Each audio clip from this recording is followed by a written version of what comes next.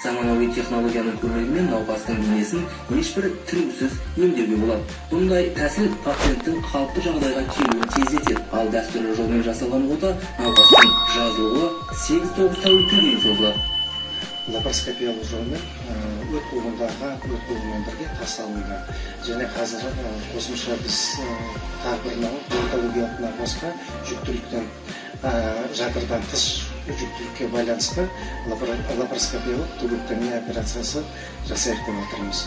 Жаркент өңіріндегі лапароскопиялық отаны Айдын Елікбаевтың өзі жасады. Ол 15 жылдан бері 10 мыңнан аса адамға осындай хирургиялық тәсілмен көмек көрсеткен. Оның айтуынша, бұл медициналық технологияның тағы бір ерекшелігі адамның денесінде тыртық қалдырмайды. Лапароскопиямен іш қуысында орналасқан барлық ағзаларға операция жасауға болады. Жоспарлы және шұғыл түрде әртүрлі аппендициттерге, өт тасуына бағана айтылған ойық жара аурулардың тесілу кезінде гинекологиялық науқастарға, гинекологиялық ауруларға операция жасауға болады. Кіші инвазивті әдістермен. Аудандық аурухананың бас дәрігері жергілікті сала мамандарына да осы әдісті үйретуге тырысады. Оның айтуынша, енді іш құрылысы бойынша науқастанған аудан халқы үлкен қалаларға бармай-ақ осында емделетін болады. Жарқын Нұрланұлы, Жасұлан Шымкенже, Ілияс Сапарбек, Жетісу телеарнасы.